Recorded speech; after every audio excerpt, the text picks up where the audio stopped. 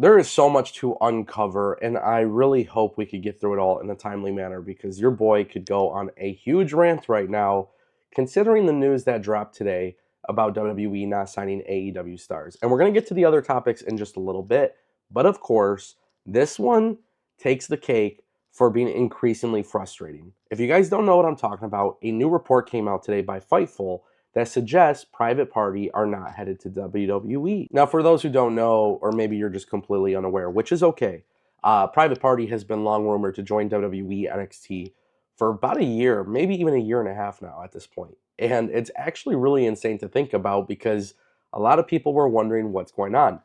And, you know, the IWC, they like to joke about Guantanamo Bay, but it was kind of weird, Private Party not being on TV.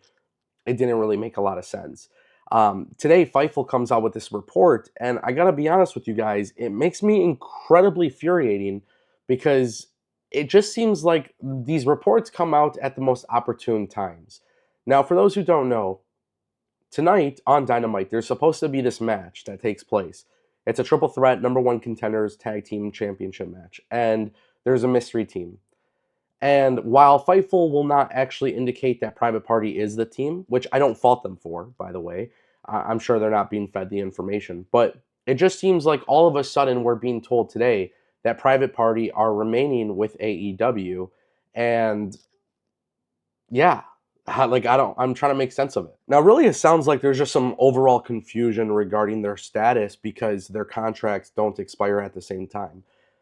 But then I have to wonder, and I'm sorry if this comes off a little too much like a rant, but why haven't they been used on TV? Why have they not been utilized in the past year on television? I'm struggling to understand this, quite frankly. And it makes me mad because they're such a great tag team, and I feel like Tony Khan does a really good job of presenting them and booking them. Like, it would be incredibly weird if they sucked, or if Tony Khan didn't know how to book them. But Tony Khan does a really good job of booking them. So I never really understood why they were off of TV to begin with. But that kind of leads to the problem that we're talking about. Because if Tony Khan doesn't utilize you on TV, right? If Tony Khan doesn't put you on TV for a year, what is everybody's initial reaction? The initial reaction is that, hey, you're going to WWE. This is the same thing that's been applied to Britt Baker and so many others.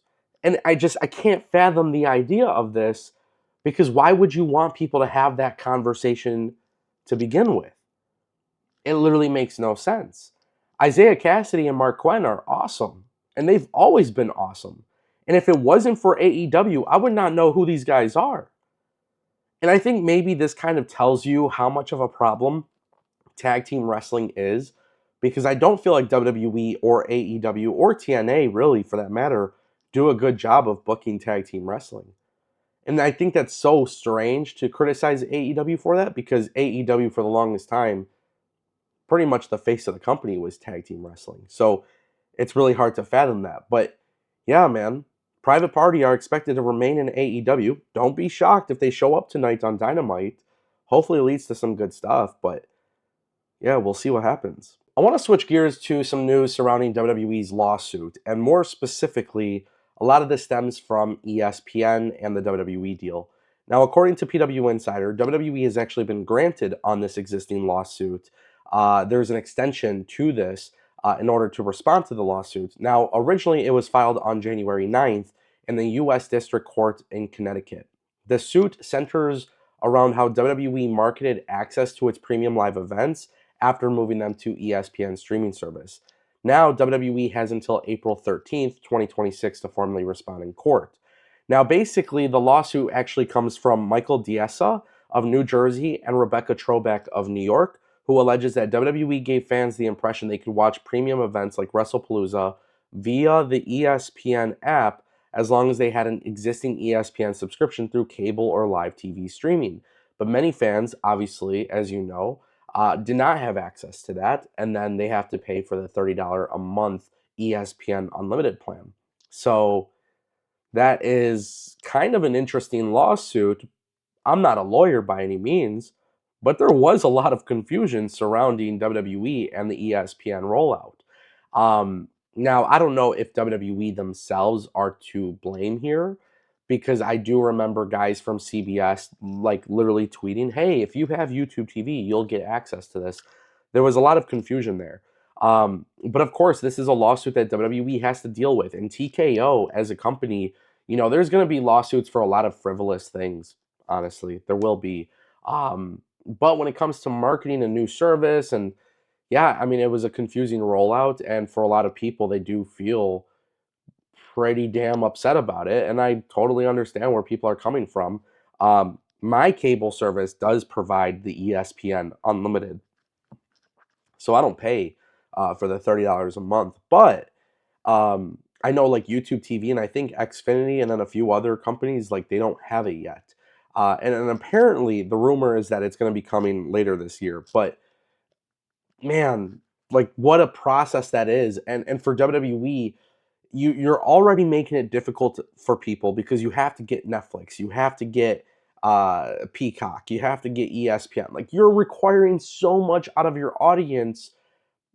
It's brilliant in the sense of business and what they've been able to do with building relationships, but man, it was nice when we just had the WWE network. I'm human like you guys, okay? I can admit that their business was smart, but as a consumer, I think it's honestly been kind of atrocious.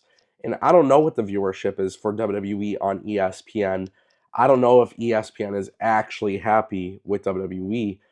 But the truth is, it's just this is not a fun thing for any of us, really. Okay, we're going to keep it brief, guys. As you can tell, I'm a little congested, and I really do apologize for that. But it was really important that we talk about David Finlay. According to Bodyslam.net, WWE has discussed David Finlay's name internally. There is no confirmation that he's officially signed with the company. Multiple sources have noted that he's on the company's radar. We know that. We've been hearing about this for a while.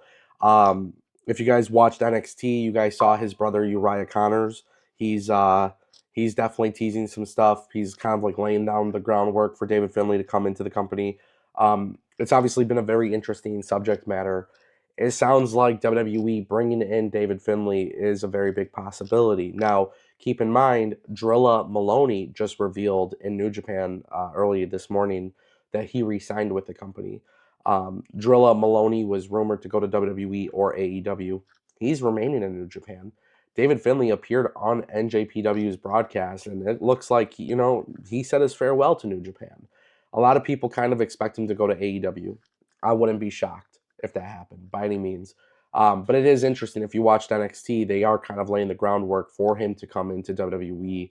Uh, Personally speaking, David Finlay in WWE or AEW, it doesn't matter. I think this guy's going to be successful either way, no matter how you look at it. But that's a pretty big update. It sounds like we should expect him soon, but let me know what you guys think in the comment section down below.